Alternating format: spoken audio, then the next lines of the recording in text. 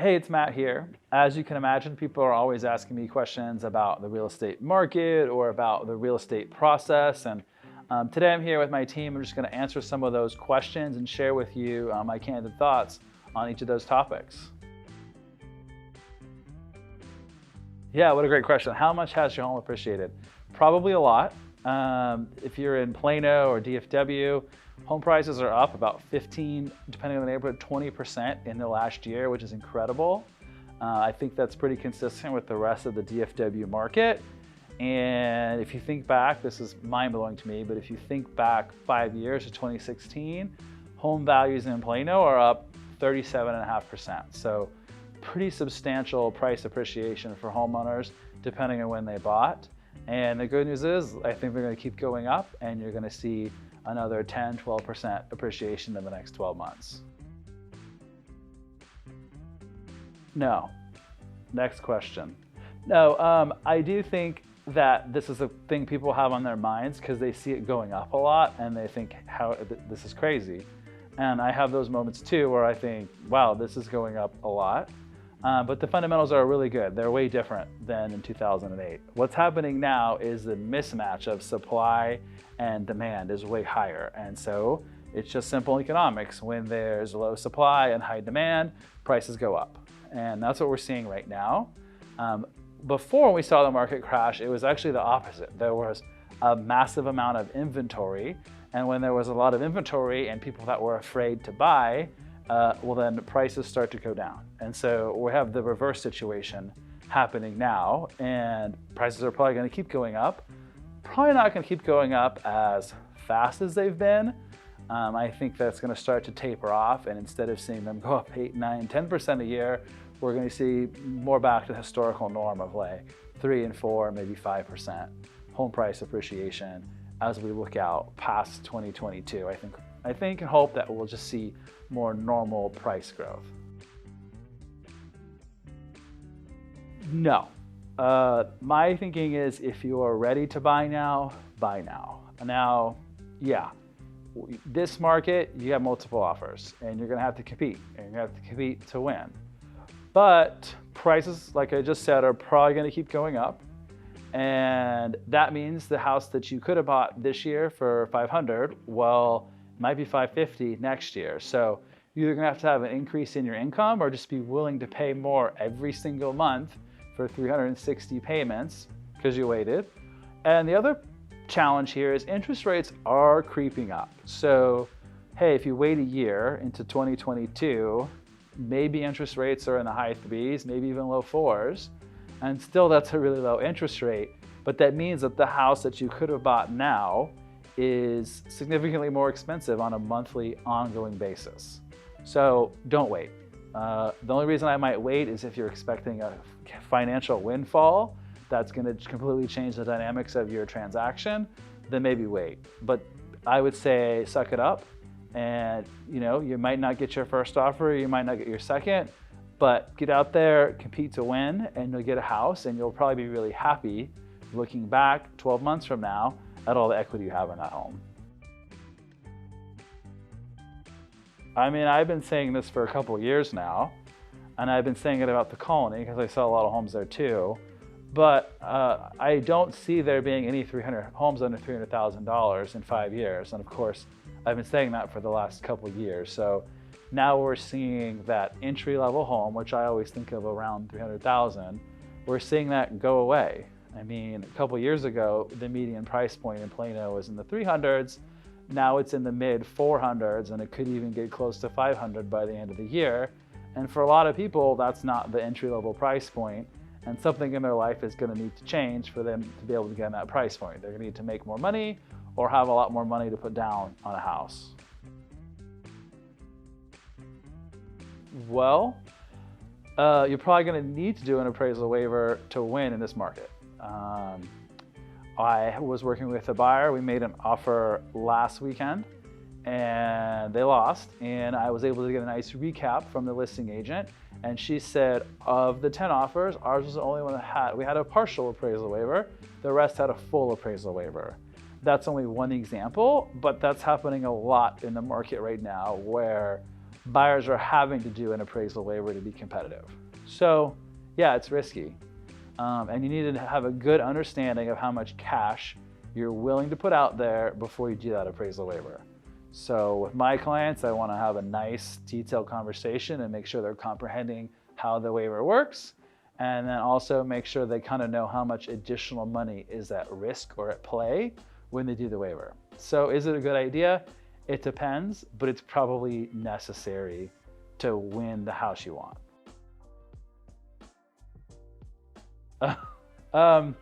No, I don't think you should skip the option period. There are lots of people that are doing that to win their offer, and I just have a hard time recommending people skip the option period. The option period is a time where you can do additional due diligence, you can do an inspection. Imagine you go under contract for a house and it seemed great when you looked at it, and the seller's disclosure, they disclose what they knew, but then you find major, very costly repairs.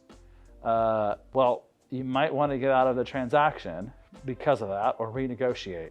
And without the option period, you don't have that leverage. So I don't like the idea of people foregoing the option period, and it's not something I'm recommending to my clients. However, there are people who are skipping the option period, and the seller's gonna like that. So how do you compete with that? You pay a lot for your option period. Once upon a time, I say this all the time, once upon a time, I remembered people were spending $100 and getting a 10-day option period. Now you might be spending $1,000 and getting a 3 or 5-day option period. I would say just pay more money to make sure you get the option period, but I don't like the idea of people skipping it. Yeah, I think leasebacks are a great idea. One, they can help differentiate your offer. I've been recommending leasebacks to my clients for years. I think it's a nice way to add value to a seller that doesn't cost you, the buyer, very much money. We've had the ability to win multiple offer situations because we were able to close really quick and the seller got paid right away, and then we were able to let them spend extra time in the house. So yeah, it's a good idea from the perspective of winning the offer. And then I also think people ask this question because they're like, oh my gosh, I don't want to be a landlord. And I would say it's not like a normal landlord where you're getting a long-term lease.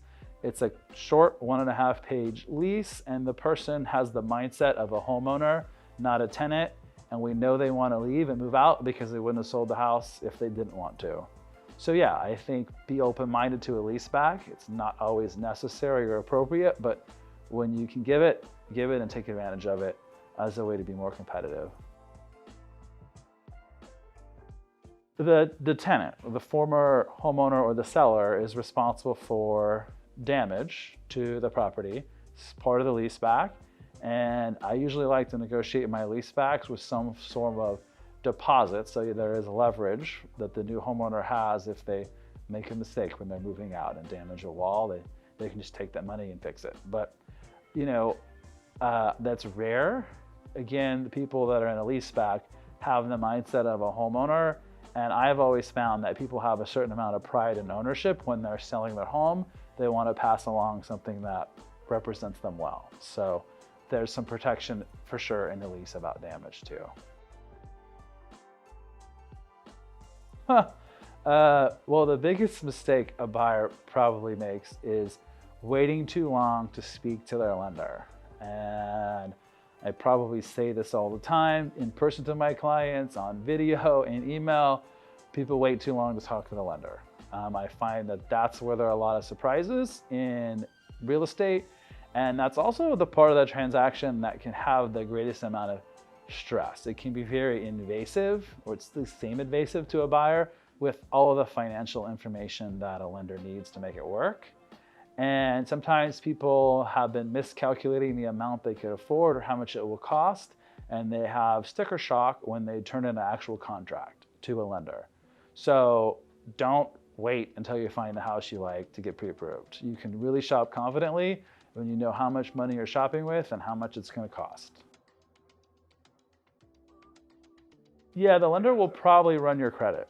And people think, oh my gosh, my scores are going to go down. Most lenders tell me that yes, if they do a hard pull, their score might go down 2 or 3 points.